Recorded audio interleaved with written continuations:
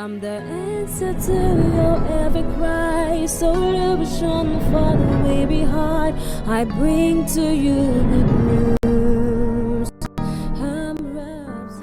Ngiyakubingelela ngegama likaJesu kuphina kuphi lapho uphole khona ke naleli thuba lelihle likaNkulunkulu kuthi uve nayo irhapsody yalomuhla lebhalwe ngumfundisi Chris oyakhilwa DSCDD. Lamhla ngilesine dingemashumi lamabili nesikhombisa enyangeni ya November eminyakeni wa 2025. Kanti-ke umfundisi namhla usifundisa ngesihloko lesithi Sathane wehlulwe ngalokuphelele. Amen. Umfundisi uvula umlayito wakhe ngaHezekiel 28 verse 14 lapho khona livila uNkulunkulu lithi wena ulikherubi leligcotshiwe lelimbonyako futhi ngakwenda wabanjalo wawusetulu enzabeni lengcwele yaNkulunkulu uhambe wehla wenyuka emkhathini wematshe emlilo. Amen. Umfundisi uthi kube lomunye abengabuta uNkulunkulu bubhisanga ngani Sathane kusukela ekuqaleni. Impemvulo iseqinisweni linye lelisekelayo. Sathane wagcotshwa. iBhayibheli limbita ukuthi likherubi leligcotshiwe.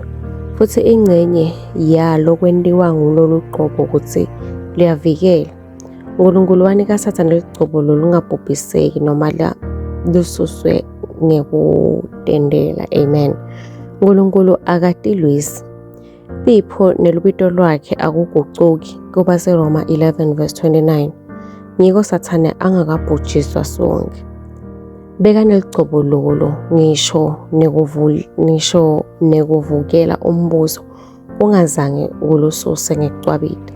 Kunaloko uNkulunkulu wasungula hlelo lwekuhlenga.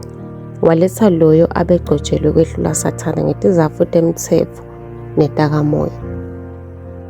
Asawubuke kulandzisa lokhu kuJuda 1 verse 9 lokuthi Michael ingelozi lenkulu yabangisana naSathane akakhiphanga inhlamba emelene naSathane kodwa kunaloko wathi inkosi iyakukhalimela. Lokho kungobe Sathane watfola sigaba lesemthethweni semagunya ngesikhathi Adam awangecala lekuvukela umbuso wanikela kubusa kwakhe labeke kunikwe uNkulunkulu kuSathane. Sathane kuleso sikhathi waphola lokungetulu kuba likherubi leligcotshiwe wazuza emagunya aAdam lakamphakamsela etulu kunetingilozi. Michael wakubona lokhu noma abeyingelozi lenkulu ngelizinga wakuconza kuba semthethweni kwesizathu saSathane. Amen. Ngako wasebenzisa emagunya langetulu ligama lenkosi futhi kulelo gama singetulu kunaSathane futhi siyabusa ngetulu kwakhe. Amen. Ngakho sizathu sekuqala lesenta uNkulunkulu angambhubhisi Sathane kwakungenca yeligcobo. Sesibili kwakungemagunya aSathane lawaphola ngekuwa kwaAdam. Kodwa uhlelo lwaNkulunkulu azange luncanyulwe.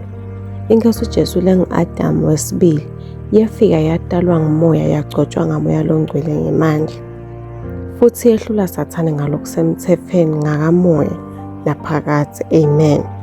Ingcenye lemnanzi kakhulu wekuthi sakwenda sikanye kanye ngoba sasikuye ekufeni kwakhe kungqwatsha kuvusa nekuncoba lokuphelele koSathane sihogwe nemadimoni ebumnyama. Ngakho-ke wena ngalokugcwele lokuphelele nalokuphakathi umehlulile Sathane. Amen. Kuchubeka nesifungo ungafunza kuba seRoma 5 verse 17 naJohn 1 verse 9 nabaseKolose 2 verse 15 naMarko 16 verse 17. Amen. Kulesikhathanyalo sitawusho ngomthandazo utawusho emva kwami uthi babelothandzekako ngiyakubonga ngenhlakanipho nekujula kwelivi lakho. Ngiyawuvuma umthetho wakho emandla akho nekungagucuki kwakho ekulungeni. Ngiyawubonga ngekuphumela inkosi Jesu logcotshiwe kuze kusinziswe bantfu. Wasinika kubusa nemagunya ngetulu kwaSathane nemabutfo akhe. Ngihamba kuloko kunqoba namuhla. Egameni likaJesu Kristu. Amen. Ngiyathemba ukuthi uyifowotele kakhulu i-rhapsody yethu yalomuhla. Amen. Siyakumema kwekuthi wende Jesu Kristu inkosi yempilo yakho ngikuthandaza kanje. Nkosi enkulunkulu. Ngiyakholelwa ngayo yonke inhliziyo yami enkosini Jesu Kristu. Imvodzana yaNkulunkulu lophilako. Ngiyakholwa wangifela. Nekuthi uNkulunkulu wamvusa kulabafile. Ngiyakholwa uyaphila lamuhla. Ngiyavuma ngemlomo wami ukuthi Jesu Kristu uyinkosi yempilo yami. Kusukela lamuhla ngayena ngeligama lakhe.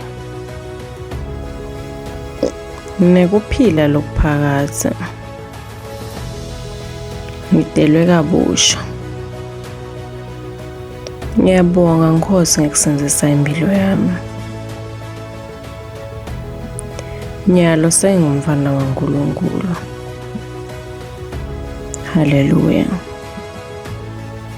Siyakubongela nyalo sewumfana kaNkulunkulu.